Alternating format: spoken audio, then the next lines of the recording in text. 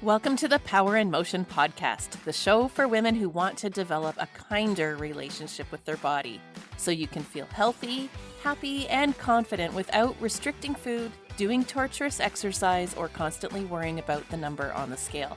I'm your host, Kim Hagel, size-inclusive fitness specialist and certified non-diet health and life coach specializing in body image. This podcast is here to provide weight-neutral, health at every size aligned information and coaching on sustainable habits and mindset shifts so you can feel your very best in the body you have right now. Let's lace up our runners and go for a walk while we chat. Well, hello, my friends. Welcome to the Joyful Movement Show. I'm your host, Kim Hagel, certified personal trainer and body image coach. And if this is your first time hanging out with us, welcome. I am so glad you're here. And if you've been hanging out for a while, well, I hope you know that I love you, and I'm so thankful that we can connect in this way. So this is episode 71. And today I want to ask you a really important question, and that is, how much fun are you allowing in your life? And I say allowing because I think a lot of us, myself included, really resist fun. And that's a huge barrier to joy. I have become aware recently of this pattern in myself, and I wanted to share some of my personal reflections and my own thought work that I've been coaching myself through over the last couple of weeks in hopes that you can relate and it'll give you pause to think about your own relationship with fun. So I'll tell you a little story. The month of March, I'm recording this the first week of April. The month of March was a big suck fest in my life. It was not a fun month. There was some death in my family and a friend of mine. There was some really, really bad news that I'm still processing. The heaviness of what's going on in the world globally with the war in Ukraine. And then on top of all that, I got COVID in the middle of March, and I got sucked into this vortex of negativity. It was not pretty, my friends. Everything seemed so much harder. There were days where I didn't even get out of bed. I had no desire to work. And I'm not just talking about when I was sick. Like, my sickness kind of came after all this other bad stuff had happened. But even before I got sick, there were 2 days where I was just paralyzed in bed. Couldn't get myself up to do work. There was no creativity flowing. Everything felt forced and like an obligation, and I just retreated into myself. And once I did kind of move beyond that initial paralysis, I was still really distracted and irritable at home. I didn't reach out to friends and community, right? Where I know how much connection would have helped, but I couldn't make myself reach out. I even neglected my own self-care. I was noticing I didn't even wash my face every day because I just didn't care. I didn't put any thought into nourishing my body with food or movement. I just lazed around at home. And I mean, there's nothing wrong with prioritizing rest, but I was deliberately avoiding movement. And I just grabbed whatever food was readily available. Most of the time it was toast. I was so focused on how awful I felt and how little energy I had. And then after my sickness, I did give myself time to rest and recover. The COVID did hit me pretty hard, and there were a couple of days where I was really sick and I had to stay in bed.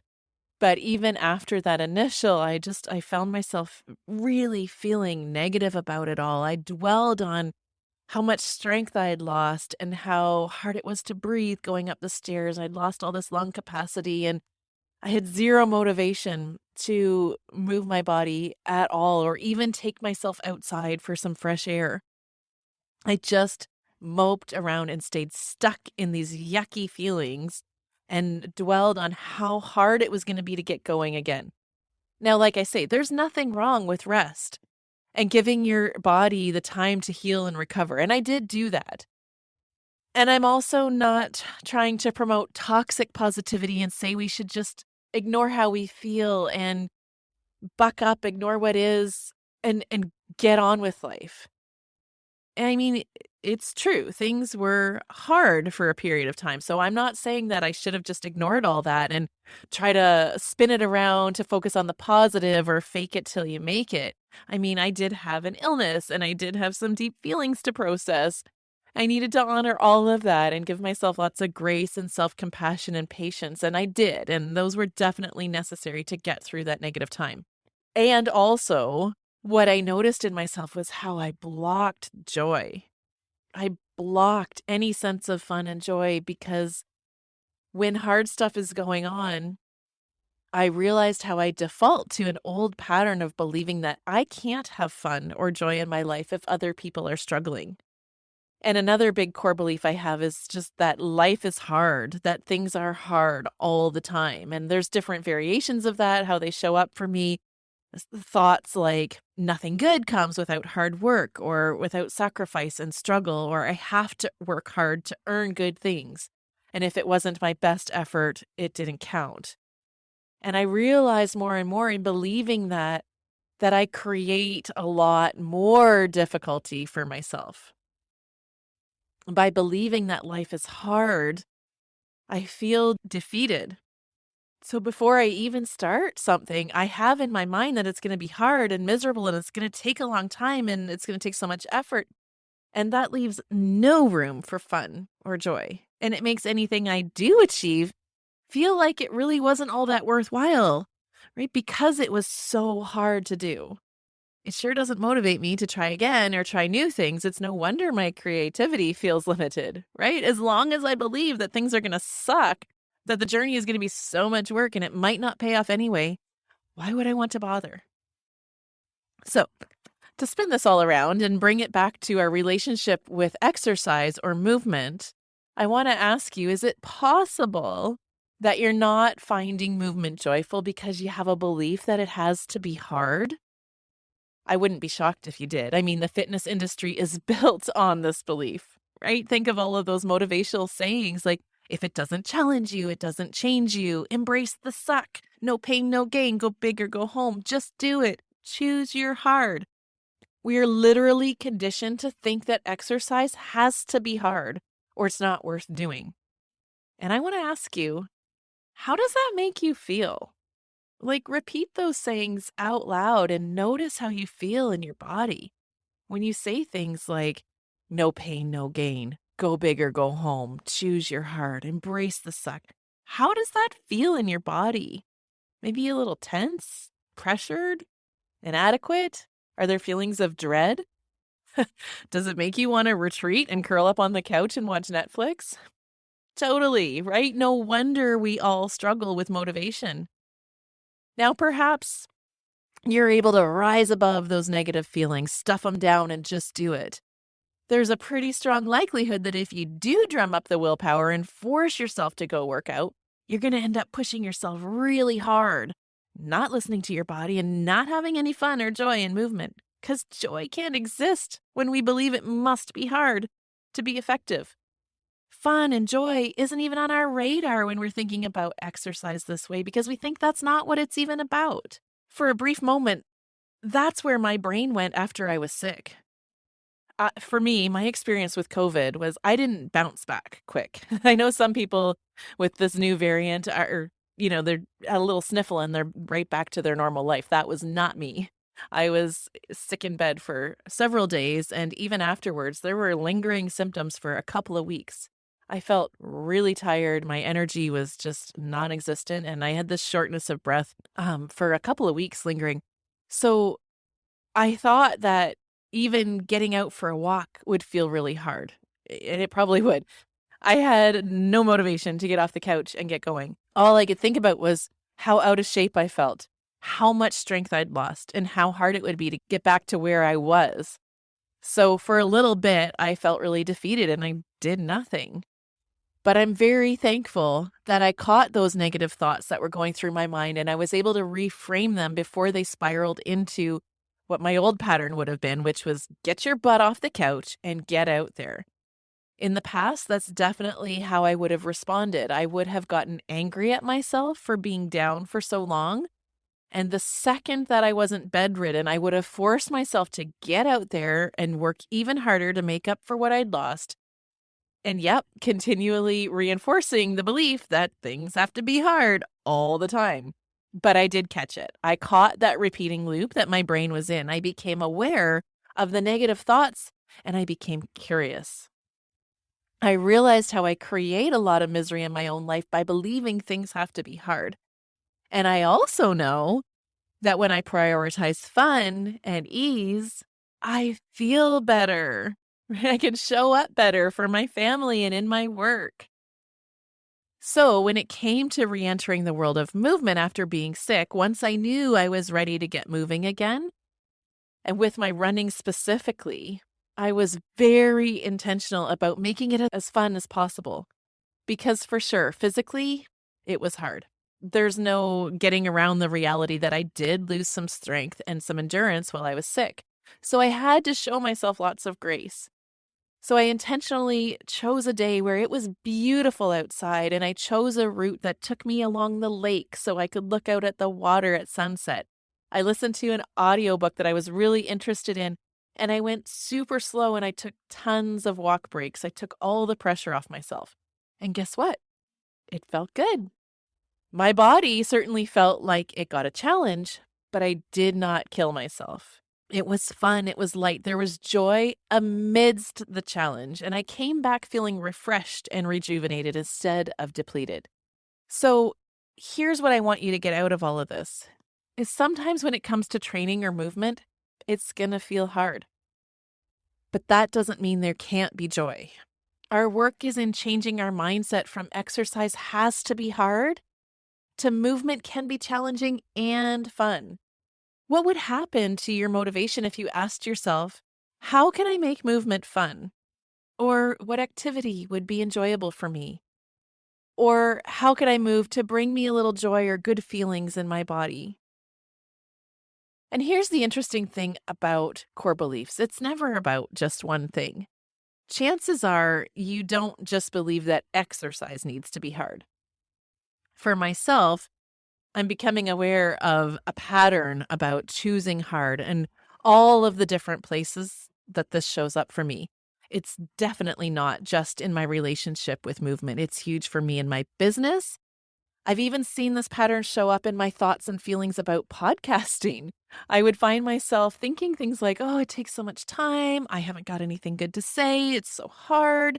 And then I find myself staring at a blank screen, spinning my wheels, getting frustrated and perpetuating the belief that podcasting is hard and takes a long time.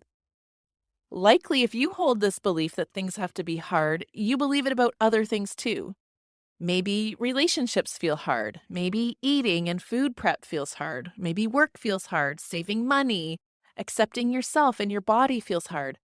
It's never just about one thing. And that's what I love about thought work and coaching is when my clients come to me thinking that they want to work on their relationship with movement, and then they end up experiencing changes in their body image, their work life, their relationship, their whole sense of self. It's amazing. And I use these same tools that I use with my clients on myself. So as I'm becoming aware and noticing this pattern and all the different ways that everything has to be hard shows up, I'm working to challenge that belief. And I encourage you to do the same. Ask yourself, what if this were easy? How can I make this fun for me? Or how can I do this in a way that brings me joy? So here's the lesson in all of this. Hard things happen.